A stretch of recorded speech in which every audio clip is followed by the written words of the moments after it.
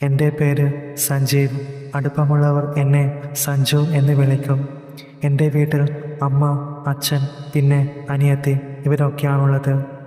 പിന്നെ അമ്മയുടെ പേര് ലക്ഷ്മി. കാണാൻ നല്ല സുന്ദരി. അമ്മ കുടുംബശ്രീയിലൊക്കെ ഉണ്ട്. അതുകൊണ്ട് ആ കാര്യങ്ങളുമൊക്കെയായി ഇടയ്ക്കൊക്കെ പുറത്ത് പോകും. പിന്നെ അച്ഛന് ഒരു സ്വകാര്യ സ്ഥാപനത്തിലാണ് ജോലി. പിന്നെ അനിയത്തിയുടെ പേര് സൗപർണിക. കാണാൻ വെളുത്ത് തൊടുത്ത് സുന്ദരിയാണ്. ആള് ഇച്ചിരി വണ്ണമുള്ളത് കൊണ്ട് ഞാൻ അതും പറഞ്ഞ് കളിയാക്കാറുണ്ട്. അങ്ങനെ ഞങ്ങൾ പലപ്പോഴും വഴക്കിടാറുണ്ട്. സൗപർണിക പഠിക്കുന്നത് ഡിഗ്രി ആദ്യ വർഷത്തിനാണ്. അവൾക്ക് മുൻപ് ഒരു പ്രേമമൊക്കെ ഉണ്ടായിരുന്നു. പിന്നെ ഒരു ദിവസം ആളൊഴിഞ്ഞ ഒരു സ്ഥലത്ത് വെച്ച് അവർ രണ്ടുപേരെയും ഞാൻ കാണാനിടയായി. ശരിക്കും ഞാൻ ഞെട്ടിപ്പോയി. എങ്കിലും നോക്കി നിന്ന് പോയി. എനിക്ക് വല്ലാത്ത ദേഷ്യം തോന്നി. ഇത് ആരോടെങ്കിലും പറഞ്ഞില്ലെങ്കിൽ ശരിയാവില്ല. ഇനി പറഞ്ഞാൽ അവൾക്ക് നാണക്കേടുണ്ടാക്കുകയും ചെയ്യും. അതുകൊണ്ട് ഞാൻ ആ കാര്യത്തിൽ കുറച്ച് മാറ്റം വരുത്തിയിട്ട് അച്ഛനോട് അവളുടെ പ്രേമത്തിൻ്റെ കാര്യം അവതരിപ്പിച്ചു. അങ്ങനെ അച്ഛൻ ഇടപെട്ട് വീട്ടിൽ പ്രശ്നമുണ്ടായി. അവൾക്ക് വാണിംഗും കൊടുത്തു. ഇനി ആരെയെങ്കിലും പ്രേമിച്ചാൽ അപ്പോൾ തന്നെ പഠിത്തം നിർത്തി കണ്ടവർക്ക് കെട്ടിച്ചു കൊടുക്കുമെന്ന് അച്ഛൻ പറഞ്ഞു. അതോടെ സൗപർണിക നന്നാവേണ്ടി വന്നു ഞാൻ കാരണം. അതിൻ്റെ ഒരു ദേഷ്യമൊക്കെ അവൾക്ക് എന്നോടുണ്ട്. ഇപ്പോൾ വീട്ടിൽ നിന്നും കോളേജ് വിട്ടാൽ ഉടൻ തന്നെ വീട്ടിലേക്കും. കൂടാതെ ക്ലാസ്സിലെത്തിയിട്ടുണ്ടോ എന്ന കാര്യങ്ങളൊക്കെ ക്ലാസ് ടീച്ചറോട് കൃത്യമായി അന്വേഷിക്കാനും അച്ഛൻ മറന്നില്ല. അതുകൊണ്ട് തന്നെ സൗപർണികയ്ക്ക് കാമുകനുമായി പുറത്ത് കറങ്ങാൻ പോകാൻ പറ്റാത്ത അവസ്ഥയായി. ഞാൻ അത് നല്ലവണ്ണം മുതലാക്കുകയും ചെയ്തിരുന്നു. അതിനെക്കുറിച്ചൊക്കെ വിശദമായി പറയാം. ഇനി എൻ്റെ കാര്യം പറയാം. ഞാൻ പഠിക്കുന്നത് ഡിഗ്രി അവസാന വർഷമാണ്. കോളേജിൽ എൻ്റെ ഏറ്റവും അടുത്ത കൂട്ടുകാരനും വഴികാട്ടിയുമാണ് രാഹുൽ. കുറച്ച് ഉഴപ്പും കുറച്ച് പഠിത്തവും, ഇതാണ് രാഹുലിൻ്റെ രീതി. എൻ്റെ വീടിന് ഇച്ചിരി അടുത്ത് തന്നെയാണ് അവൻ്റെയും വീട്. ഞാനും അവനും എന്നും കോളേജിൽ പോകുന്നതും തിരികെ വരുന്നതുമെല്ലാം ഒരുമിച്ചാണ്. അവൻ്റെ വീട്ടിൽ അമ്മയും അനിയത്തിയും പിന്നെ ഒരു അമ്മൂമ്മയും മാത്രമേ ഉള്ളൂ. അമ്മയുടെ പേര് സരിത, അനിയത്തിയുടെ പേര് രേണുക. ഞാൻ രാഹുലിൻ്റെ അമ്മയെ സരിതാമ്മ എന്നാണ് വിളിക്കാറ്. അവർക്ക് എന്നെ വലിയ കാര്യവുമാണ്. അവരുടെ ഭർത്താവ് ഗൾഫിലായത് കൊണ്ടാവാം പലപ്പോഴും അവരിൽ അതിൻ്റെ ഒരു ഇതൊക്കെ ഞാൻ കണ്ടിരുന്നു. പിന്നെ ചില സമയങ്ങളിൽ അവർ എന്നെ കാണുമ്പോൾ ഒരു വല്ലാത്ത നോട്ടവും പ്രവൃത്തികളുമൊക്കെയാണ്. ആദ്യമൊന്നും എനിക്ക് അത് പിടികിട്ടിയിരുന്നില്ല, എന്താണ് ഇവരുടെ ഉദ്ദേശമെന്നും. എന്തായാലും ഞാൻ കാത്തുനിന്നു. അവരെ കാണാനും ഒരു പ്രത്യേക ഭംഗിയാണ്. വെളുത്ത് തൊടുത്ത് ഇച്ചിരി വണ്ണമൊക്കെയുള്ള നല്ല അടിപൊളി സുന്ദരിയാണവർ. അവരുടെ അതേ സൗന്ദര്യമാണ് രേണുകയ്ക്കും. പക്ഷെ അവരുടെ അത്രയും വണ്ണമൊന്നുമില്ല, എങ്കിലും ആവശ്യത്തിനുള്ള എല്ലാം ഉണ്ട്. പിന്നെ വേറൊരു കാര്യം, എനിക്ക് രാഹുലിൻ്റെ വീട്ടിൽ നിന്നും കുറേ കാര്യങ്ങളൊക്കെ പഠിക്കാൻ പറ്റിയിരുന്നു. അതൊക്കെ ഞാൻ ഒരു ഞെട്ടലോടെയും ആസ്വദിച്ചു കൊണ്ടുമൊക്കെയാണ് അറിഞ്ഞു തുടങ്ങിയത് എന്ന് വേണമെങ്കിൽ പറയാം. എന്തായാലും രാഹുലിൻ്റെ പ്രവൃത്തികളൊക്കെ ഞാനും അനുകരിക്കാൻ തുടങ്ങി. കോളേജ് അവധിയുള്ള ദിവസങ്ങളിൽ ഞാനും രാഹുലും എവിടേക്കെങ്കിലും കറങ്ങാൻ പോകാറുണ്ട്. ചിലപ്പോൾ തിരികെ വരാൻ ലേറ്റായി പോയാൽ പിന്നെ രാത്രി ഞാൻ എൻ്റെ വീട്ടിലേക്ക് പോകാതെ അവൻ്റെ വീട്ടിൽ തന്നെ കൂടും. ഇത് എൻ്റെ വീട്ടുകാർക്കും അറിയാം. രാത്രി ലേറ്റായി വീട്ടിൽ ചെന്നാൽ അച്ഛന് അതിഷ്ടമാവില്ല. പഴഞ്ചൻ സ്വഭാവക്കാരനായ അച്ഛൻ വെറുതെ ഓരോന്നൊക്കെ പറഞ്ഞ് വഴക്കുണ്ടാക്കും. അതുകൊണ്ടാണ് ഞാൻ അവൻ്റെ വീട്ടിൽ തന്നെ തങ്ങുന്നത്. എൻ്റെ അനിയത്തി സൗപർണികയും രാഹുലിൻ്റെ അനിയത്തി രേണുകയുമായി ചെറുപ്പം മുതലേ നല്ല കൂട്ടാണ്. അങ്ങനെ ഇരിക്കുമ്പോഴാണ് ഒരിക്കൽ സൗപർണികയുടെ ചോദ്യം. ഏട്ടൻ എന്തിനാണ് എന്നും രാഹുലിൻ്റെ വീട്ടിൽ പോകുന്നതെന്നൊക്കെ എനിക്കറിയാട്ടോ. അത് കേട്ട് ഞാൻ ഒരു സംശയത്തോടെ അവളെ നോക്കി. എന്തിനാടി? ആ രേണുകയെ വായി നോക്കാനല്ലേ? ഓ പിന്നെ, ഒന്ന് പോടി അവിടുന്ന്. അവളെയൊക്കെ ആര് നോക്കാനാ? ഞാൻ ഒരു പുച്ഛഭാവത്തോടെ പറഞ്ഞു. ഓഹോ, അവളെ നോക്കാനല്ലെങ്കിൽ ഏട്ടൻ പിന്നെ ആരെ നോക്കാനാ പോകുന്നേ? ആ ചോദ്യം കേട്ട് ഞാനൊന്ന് പരങ്ങി. ഹാ, എൻ്റെ നോട്ടം സരിത ആൻറ്റിയാ, അല്ലാതെ വേറെ ആരാ എന്ന് ഞാൻ മനസ്സിൽ മാത്രം പറഞ്ഞു. അല്ലാതെ പുറത്ത് പറയാൻ പറ്റില്ലല്ലോ. എൻ്റെ വായിൽ നിന്നും വലുതും കിട്ടാനായി കാത്തിരിക്കുകയാണ് അവൾ എന്നെനിക്കറിയാം. എന്നിട്ട് അത് വെച്ചിട്ട് വേണം അവൾക്ക് അത് അച്ഛനോട് പോയി പറഞ്ഞ് എനിക്കിട്ട് പണി തരാൻ. ഞാനും കുറേ മുതലെടുത്തതാണല്ലോ, അതിൻ്റെ പ്രതികാരമാണ്. അങ്ങനെ ഇരിക്കെ ഒരു ദിവസം ഞാനും രാഹുലും കോളേജ് വിട്ട് വന്ന ശേഷം ഇച്ചിരി ദൂരേക്ക് കറങ്ങാൻ പോയി. ഒരു വലിയ കുന്നിൻ മുകളിൽ. പിന്നെ ഒരു 8 മണിയായപ്പോൾ അവിടുന്ന് തിരിച്ചു പോന്നു. പിന്നെ ടൗണിലൊക്കെ ഒന്ന് ചുറ്റിയടിച്ച് ഒരു 10 മണിയൊക്കെ ആയപ്പോൾ അവൻ്റെ വീട്ടിലോട്ട് പോയി. ഞങ്ങൾ വിചാരിച്ചിരുന്നത് എല്ലാവരും ഉറങ്ങിയിട്ടുണ്ടാകും എന്നാണ്. പക്ഷേ ആരും ഉറങ്ങിയിട്ടില്ലായിരുന്നു. സരിതാമ്മയും രേണുകയും പിന്നെ അമ്മൂമ്മയും ആളിലിരുന്ന് ഓരോ കഥകളൊക്കെ പറയുവാണ്. എല്ലാവരും തറയിലാണ് ഇരിക്കുന്നത്. ആഹാ, ആരും ഉറങ്ങിയില്ല ഇതുവരെ. രാഹുലിൻ്റെ ചോദ്യം. എടാ മക്കളെ, നിങ്ങൾ വന്നോ? വാ വാ, ഇവിടെ ഇരിക്കെ പിള്ളേരെ, അമ്മൂമ്മ ഞങ്ങളെ നോക്കിക്കൊണ്ട് പറഞ്ഞു. ആഹാ, സാധാരണ 9 മണിയാൽ തന്നെ ഉറങ്ങുന്ന അമ്മൂമ്മ ഇന്ന് നല്ല മൂഡിലാണല്ലോ. എൻ്റെ ചോദ്യം കേട്ട് അമ്മൂമ്മ പൊട്ടിച്ചിരിച്ചു. എടാ, നാളെ അമ്മൂമ്മയുടെ ബർത്ത്ഡേ ആണ്, അതാ ഇത്ര സന്തോഷം. സരിതാമ്മ ഒരു ചിരിയാലെ പറഞ്ഞു. ആഹാ, നാളെയാണോ ബർത്ത്ഡേ? അപ്പോൾ എൻ്റെ വക എന്തായാലും ഒരു ഗിഫ്റ്റ് വാങ്ങി വെക്കുന്നുണ്ട് കേട്ടോ. ഓ, ഗിഫ്റ്റൊന്നുമില്ലെങ്കിലും സാരമില്ല മോനെ, നീ ഇവിടെ ഇരിക്ക്. അമ്മൂമ്മ അതും പറഞ്ഞ് എൻ്റെ കൈ പിടിച്ച് അവിടെ ഇരുത്തി. രാഹുലും അവിടെ ഇരുന്നു. അങ്ങനെ അമ്മൂമ്മ കഥ പറയാൻ തുടങ്ങി. ഓരോ നല്ല പ്രേത കഥകളാണ്. ഞങ്ങളെല്ലാവരും പേടിച്ചിരിപ്പായിരുന്നു. പെട്ടെന്ന് സരിതാമ്മ പതുക്കെ എൻ്റെ അടുത്തേക്ക് നീങ്ങിയിരുന്നു.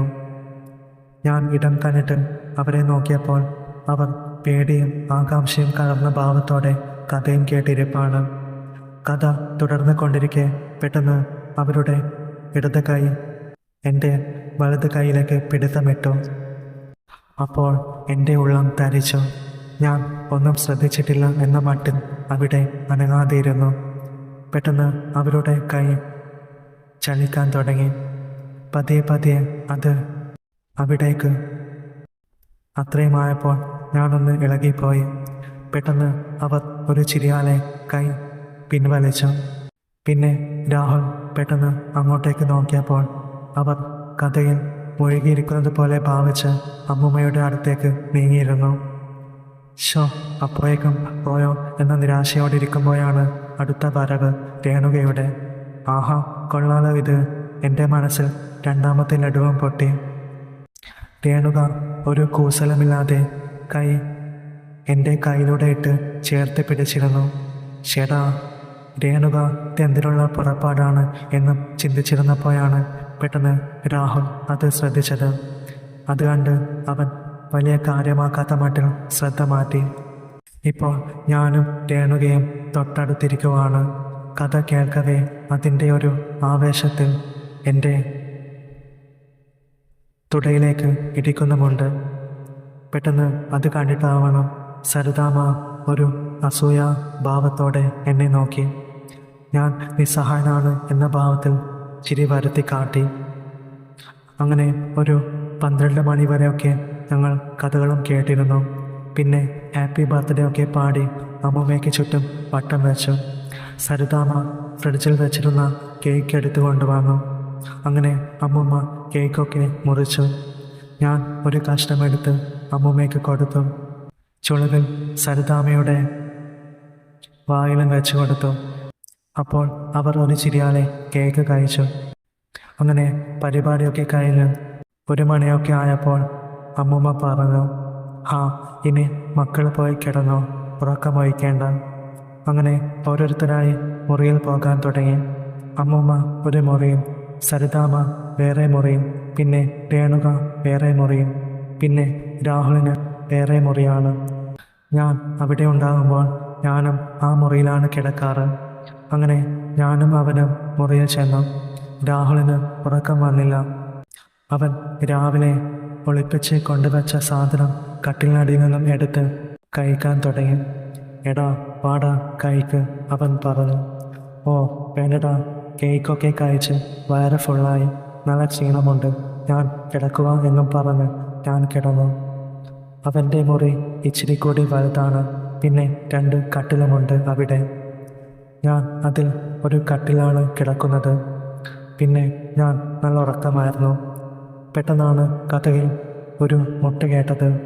ഞാൻ പതിയെ പുതപ്പിനുള്ളിൽ നിന്നും എത്തി നോക്കി. വീണ്ടും കഥയിൽ ചറപറ മുട്ടുന്ന ശബ്ദം.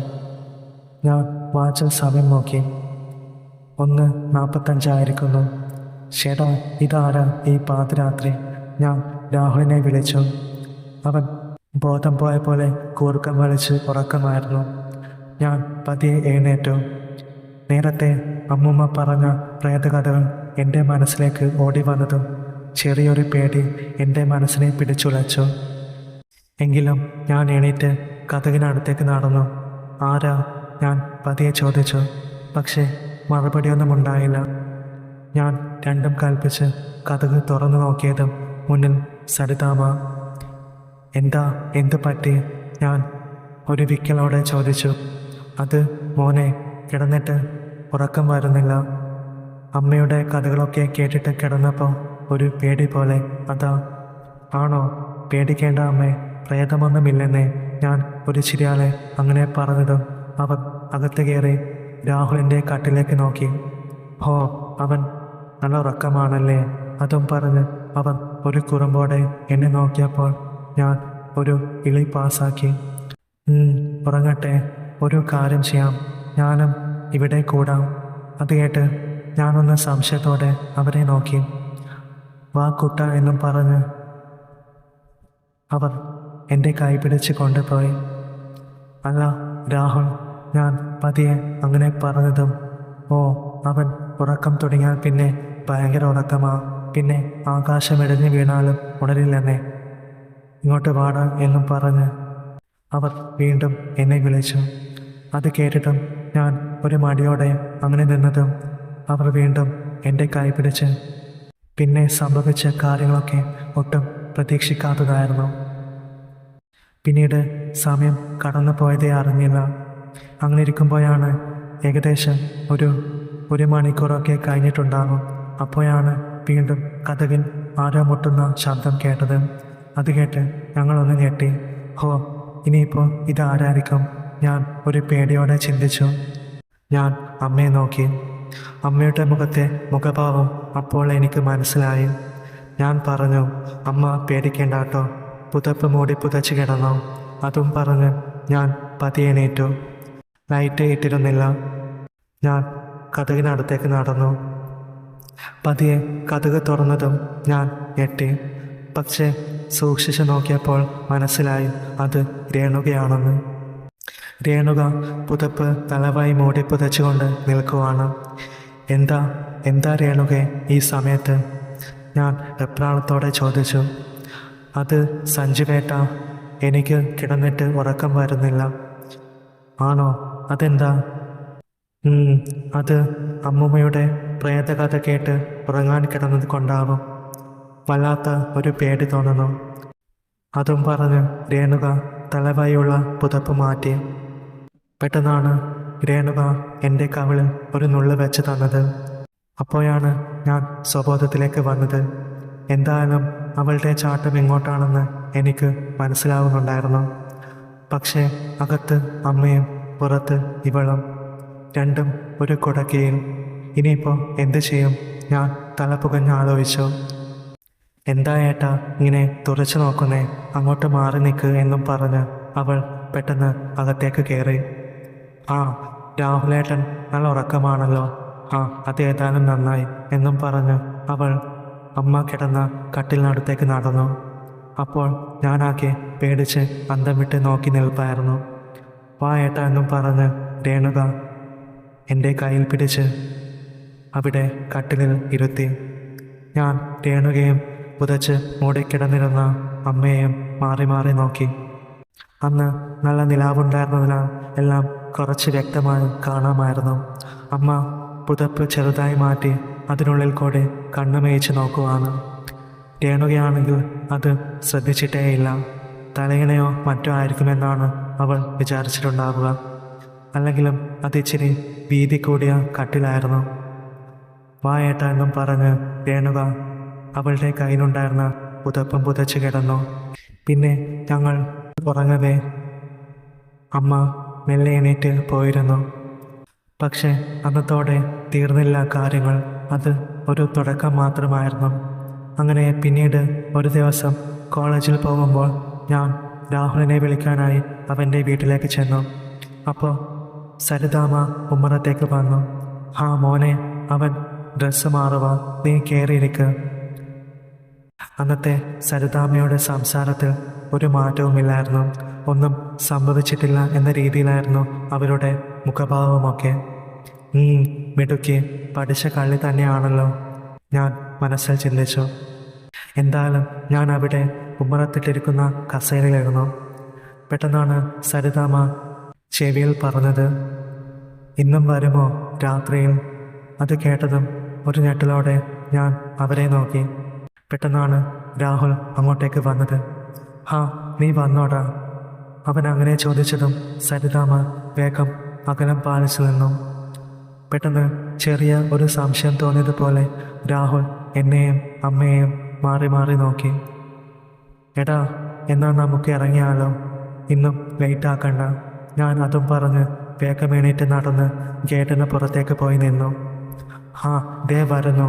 ഞാൻ ബാഗ് എടുത്തിട്ട് വരാമെന്നും പറഞ്ഞ് അവൻ അകത്തേക്ക് ചെന്നു. പെട്ടെന്നാണ് ഷൂ ഷൂ എന്ന ഒരു ശബ്ദം കേട്ടത്. ഇതെവിടുന്ന ഈ ശബ്ദം എന്നും ചിന്തിച്ച് ഞാൻ മേലേക്ക് നോക്കി. അപ്പോഴാണ് ബാൽക്കണിയിൽ രേണുകയെ കണ്ടത്. അവൾ അവിടെ നിന്ന് എന്നെ നോക്കി പല ഗോഷ്ഠികളും കാണിച്ചു. ഇവൾക്ക് ഒരു മടിയുമില്ലേ പുറത്ത് വെച്ച് ഇങ്ങനെയൊക്കെ ഗോഷ്ഠി കാണിക്കാൻ, ഞാൻ ചിന്തിച്ചു. ബാൽക്കണിയിലേക്കുള്ള എൻ്റെ നോട്ടം കണ്ടിട്ടാവണം രാഹുലും അങ്ങോട്ടേക്ക് നോക്കി. അവൻ്റെ നോട്ടം കണ്ട രേണുക വേഗം ഗോഷ്ഠി കാണിക്കൽ നിർത്തി മുഖം തിരിച്ച് ശ്രദ്ധ മാറ്റി. പിന്നെ രാഹുൽ എന്നെ നോക്കിയപ്പോൾ ഞാനും നോട്ടം മാറ്റി വേഗം നടന്നു. അവന് എന്തെങ്കിലും സംശയം തോന്നി തുടങ്ങിയോ? ഞാൻ എന്നോട് തന്നെ ചോദിച്ചു. എന്തായാലും രാഹുൽ എന്നോട് സംശയഭാവമൊന്നും കാണിച്ചില്ല. അങ്ങനെ അന്ന് വൈകിട്ട് ക്ലാസ് കഴിഞ്ഞപ്പോൾ ഞങ്ങൾ വീണ്ടും കറങ്ങാൻ പോയി. ഞങ്ങൾ ഒരു ബീച്ചിലിരിക്കുമായിരുന്നു. അപ്പോൾ അവൻ ആദ്യമായി എന്നോട് ചില കാര്യങ്ങളൊക്കെ പറഞ്ഞു. മുൻപ് അവന് ഒരു ലൈനുണ്ടായിരുന്നു. അവളുടെ പേര് ജസീല. അവളുമായിട്ടല്ലാതെ അവന് വേറെയും 2 സെറ്റപ്പ് ഉണ്ടായിരുന്നു എന്ന് ഞാൻ അപ്പോഴാണ് അറിഞ്ഞത്. അങ്ങനെ ഓരോന്ന് സംസാരിച്ചു കൊണ്ടിരിക്കെ പെട്ടെന്ന് അവൻ ചോദിച്ചു, "എടാ, നിനക്ക് എന്തെങ്കിലും എക്സ്പീരിയൻസ് ഉണ്ടോ?" അവൻ്റെ ചോദ്യം കേട്ടതും ഞാനൊന്ന് പരങ്ങി. ഇതിപ്പോൾ ഞാൻ എന്താ പറയുക? എനിക്ക് ആ കാര്യം പറയാനാവില്ലല്ലോ. ഞാൻ പറഞ്ഞു, "ഇല്ലടാ, ഇതുവരെ ആരുമായിട്ടും ഒന്നുമില്ല." ഞാൻ അങ്ങനെ പറഞ്ഞെങ്കിലും എൻ്റെ മുഖത്തെ കളലക്ഷണം കണ്ടിട്ടാവണം അവൻ എന്നെ നോക്കി ഒരു ആക്കിയ ചിരി പാസാക്കി. ശരിക്കും ഇവൻ എന്തെങ്കിലും അറിഞ്ഞുകൊണ്ടായിരിക്കുമോ ഇങ്ങനെയൊക്കെ? എനിക്ക് സംശയം തോന്നി. അങ്ങനെ അതൊക്കെ കഴിഞ്ഞ് ഞങ്ങൾ വീട്ടിലെത്തുമ്പോൾ സമയം 10:30 മണി കഴിഞ്ഞിട്ടുണ്ടായിരുന്നു. വൈകിട്ട് വന്നതിനാൽ ഞാൻ അന്ന് രാത്രിയും അവൻ്റെ വീട്ടിൽ തന്നെ കൂടാമെന്ന് തീരുമാനിച്ചു. അങ്ങനെ ഞാൻ അവൻ്റെ വീട്ടിൽ കയറിയപ്പോൾ അമ്മയും അമ്മൂമ്മയും രേണുകയും ഹാളിലിരുന്ന് TV കാണുമായിരുന്നു. ഏതോ സീരിയൽ കാണുവാണ്. ഞാനും അവരുടെ കൂടെ കുറച്ചു നേരം ഇരുന്ന് കണ്ടു. രാഹുൽ മുൻപിലായി തറയിലാണിരിക്കുന്നത്. ഞാൻ പിന്നിലായി മെയിൻ കതകിൻ്റെ അടുത്താണ് ഇരുന്നത്. ഇടയ്ക്കിടെ രേണുക എന്നെ ശ്രദ്ധിക്കുന്നുണ്ടായിരുന്നു. അവൾ വീണ്ടും ഗോഷ്ഠി കാണിക്കാൻ തുടങ്ങി. "നീ പ്രശ്നമൊന്നും ഉണ്ടാക്കില്ലേ, അവൻ ശ്രദ്ധിക്കുമെന്ന്," ഞാൻ പതിയെ ആംഗ്യം കാണിച്ചു പറഞ്ഞു. രേണുകയും അമ്മയും കസേരയിലിരിക്കുമായിരുന്നു. പെട്ടെന്നാണ് അമ്മ എന്നെ ശ്രദ്ധിച്ചത്. എന്താ എന്ന് അവർ എന്നോട് കണ്ണുകൊണ്ട് ചോദിച്ചു. ഒന്നുമില്ല എന്ന് ഞാൻ ഷോൾഡർ രണ്ടും പൊക്കി കാണിച്ചുകൊണ്ട് പറഞ്ഞു. മനസ്സിലായിട്ടോ? അതും പറഞ്ഞു അവർ പതിയെ അവിടുന്ന് എണീറ്റ് എൻ്റെ അടുത്തേക്ക് വന്നിരുന്നു.